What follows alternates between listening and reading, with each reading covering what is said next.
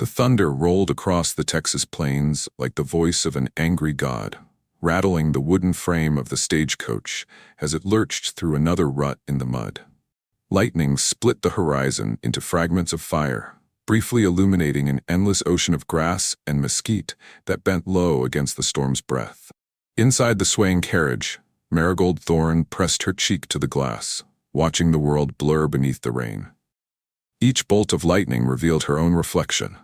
A pale young woman with dark hair, eyes shadowed by sleeplessness, lips pressed tight as though she might hold back the tide of grief and shame threatening to drown her. She had left Boston behind, but Boston had not yet left her mind. Her traveling dress, navy silk bought for $12 proud on Tremont Street, now bore stains from dust and rain. That silk had once been meant for dinner parties and promenades on Beacon Hill, meant to impress Harold Whitlow's family when he introduced her as his bride-to-be. Harold, the golden boy of Boston banking, whose fortune and charm had made him a prize.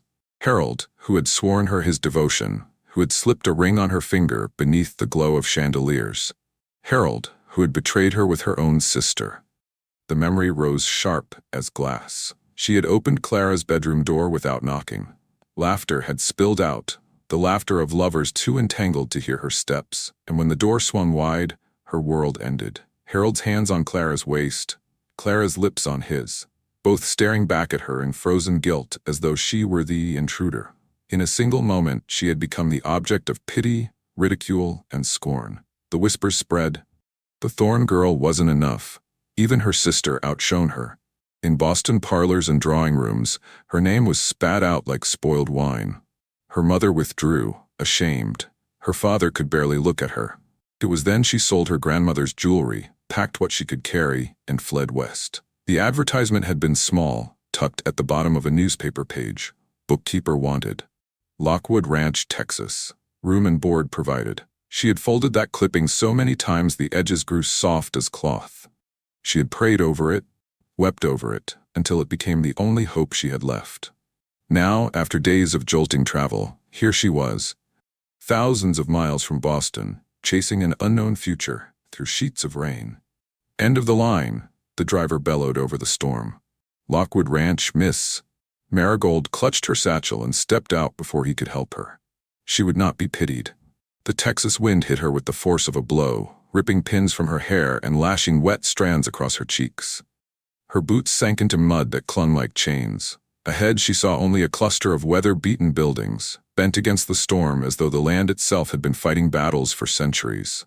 And then she heard it, a cry, thin and desperate, the high, panicked bawl of a calf. Without hesitation, she pushed through the storm, skirts dragging. Behind the barn she found it, a calf pinned beneath a fallen fence post, hind leg trapped, eyes wide with terror. Easy now, she whispered, kneeling in the muck. She had grown up beside her father in his veterinary practice, holding frightened animals, learning how to calm them with steady hands and softer words. I'll get you out. She braced her shoulder against the post, straining when a voice cut through the thunder. What in blazes do you think you're doing? She twisted. A man strode toward her, tall and broad-shouldered, built like the land itself. Rain dripped from the brim of his hat, shadowing a face etched by sun and work. His eyes, dark, unreadable, fixed on her like an accusation. This calf will lose the leg if we don't free it, she called back. Without another word, he dropped to his knees, his movements sharp and sure. Together they heaved the post. Their hands brushed and lightning seemed to strike inside her chest. The calf scrambled upright, limping but alive. You're not dressed for this kind of work, the man said, voice rough as gravel. And you're not dressed for a tea party, she shot back, surprising herself with her boldness. Do you always waste time on commentary, or do you actually help your cattle? Something flickered across his features, almost a smile. Calder Pike, he said at last, offering his hand. Foreman. Marigold Thorne, her muddy fingers slid into his. His grip was firm, warm, and lingered a fraction longer than necessary. You're the bookkeeper, not a question. Yes, she replied, chin lifting. Is that a problem? Only curious what brings a city woman to a place like this. Lockwood isn't Boston. Before she could answer, another voice called through the storm. Calder, you found our new bookkeeper. Ephraim Locke, owner of the ranch, hurried across the yard.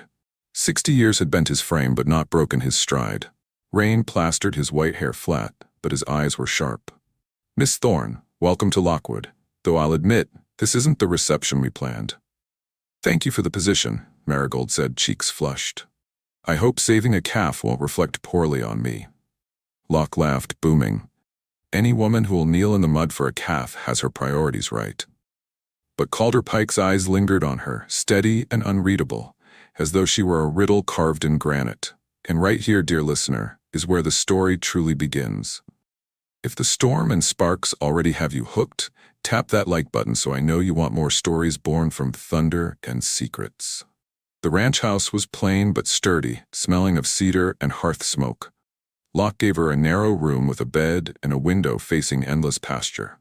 Agnes Brecker, the housekeeper, brought stew and cornbread. "Is Mr. Pike always so sharp-tongued?" Marigold asked. Agnes chuckled. "Calder's been foreman since his daddy died. Takes his duties serious, too serious, some say. But don't let the bark fool you. That man's got more heart than most." That night, Marigold stood at her window. Outside, lightning still flashed, and she watched Calder crossing the yard with a lantern. He moved like a man born from storm, steady, unflinching, every motion purposeful. She whispered into the dark, "Maybe I didn't just run away. Maybe I ran toward this." The morning was mercilessly bright. Locke wasted no time. "Marigold," he said in his cluttered office, ledger books piled high, "I didn't just hire you for numbers. Our cattle are sick. No vet can find the cause. You learned animals from your father, didn't you?" Before she could answer, Calder entered, jaw tight. "You're telling her?" "She'll see it in the books," Locke replied.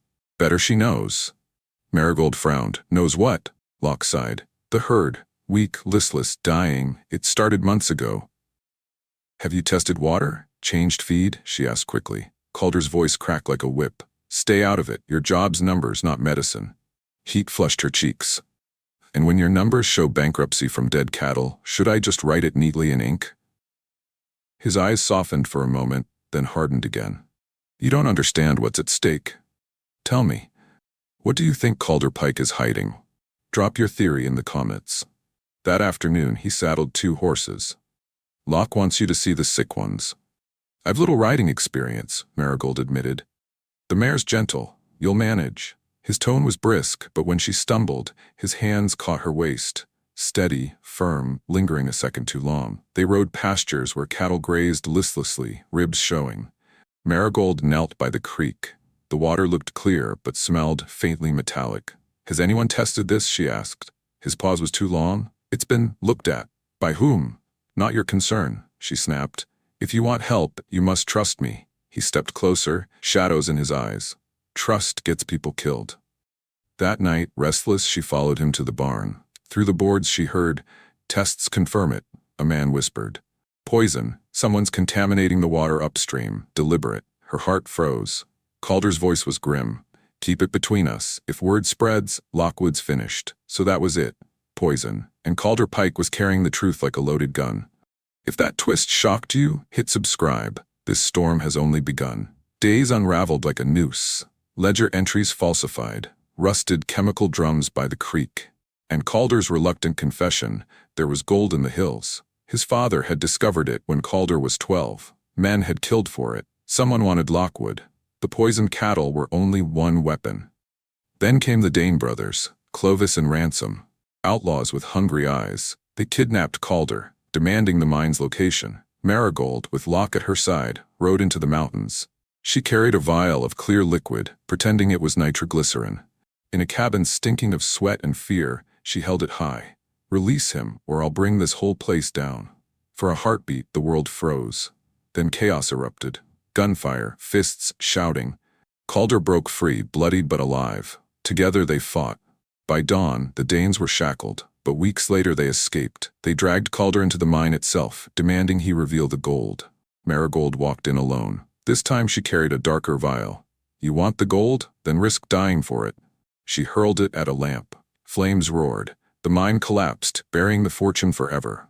"Good," she whispered. "Let it die. Would you have done the same? Buried a fortune to save lives? Or kept the gold, no matter the cost? Tell me, I want to hear your choice." The ranch survived, poisoning stopped, the herd slowly healed. Then came a letter from Houston, a professorship in veterinary medicine, prestige, security, everything she had once dreamed of.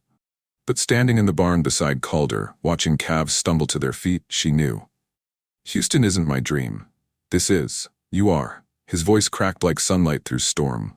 I love you too. From the night you knelt in the mud for a calf, I was yours. 6 months later, a new sign swung at the ranch gates. Pike and Thorne, large animal medicine. Under the endless Texas sky, their love stawed like the land itself, tested by storm, tempered by fire, and true.